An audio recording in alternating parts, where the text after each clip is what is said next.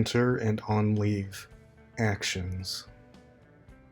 Now has a lot more different options,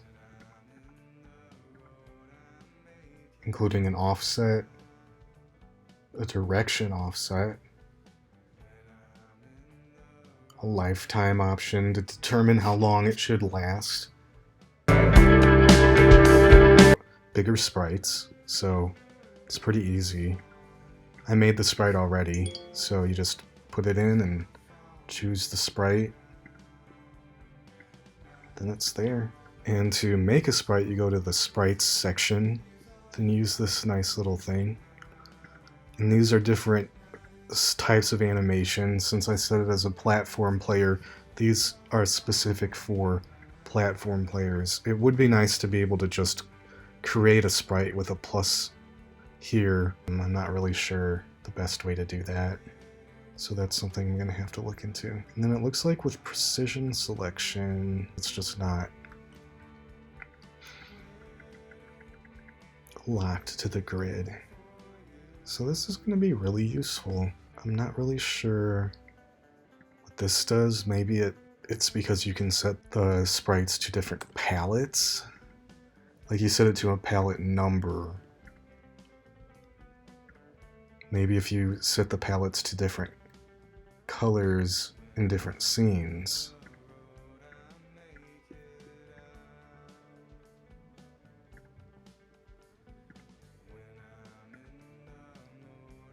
Doesn't seem to do anything, so I'm not really sure what that does yet. And you can choose to make it display behind background tiles.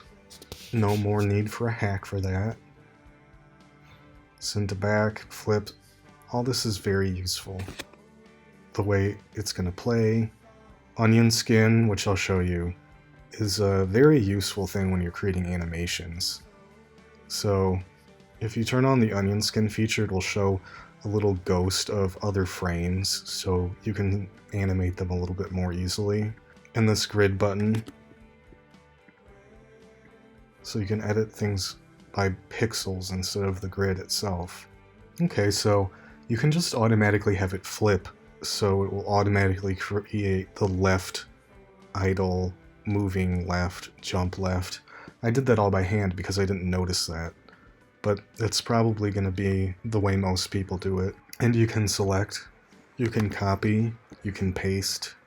You can also copy and paste frames themselves, which is very useful. Changing the sprite sheet, memory will be reserved for the actor based on the largest sprite sheet assigned to it, which is a more dynamic way and adds more flexibility. You want to have the lowest amount of sprite states as you can, because you can add as many sprite states as you want. For like an enemy, you can make a sprite state for destroy. Not sure how to name it though. Let's try a different thing. Let's say this is an enemy. Okay, and you can name it here.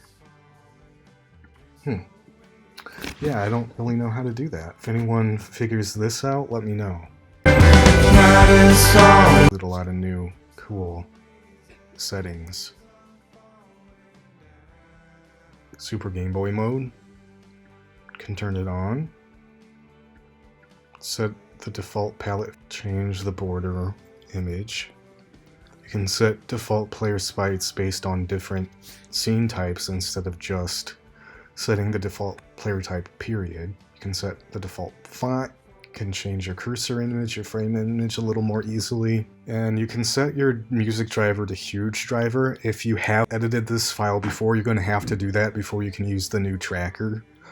You can change your jump button, run button, and interact button, which is very nice.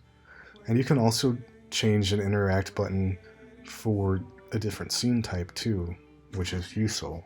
Can change how fast the screen scrolls in shoot 'em up mode. And now we have the option to save without a battery on flash carts, which is good for a lot of us who use bootleg flash carts.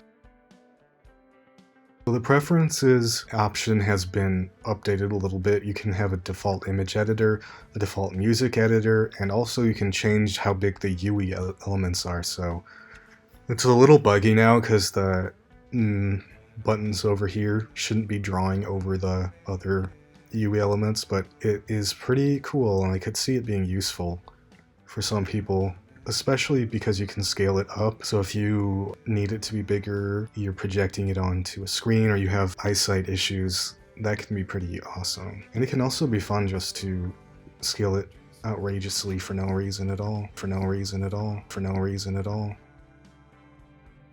Expression into a variable. Once you figure out how to use these, it's going to be a lot faster to type that up than to click on each box for. And you can restart a timer for whatever reason, and then remove a timer. Let's go through these and check them out. And it looks like you can go down to 0.1 or even less. I have some very fast timers, and I think it said you can go up to 10 seconds in a timer. Maybe you can go higher. Maybe you can go to 60 seconds. Looks like there is a limit, and that limit is 60 seconds. So 1 minute.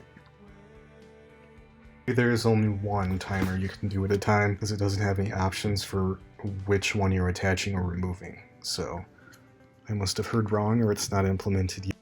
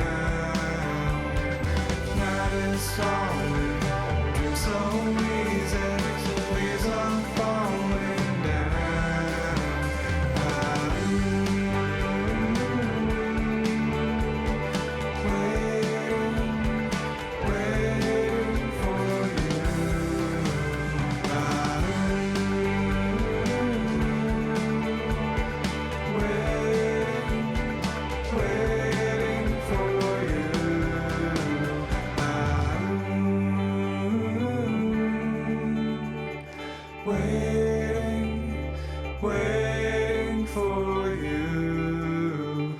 I'm waiting.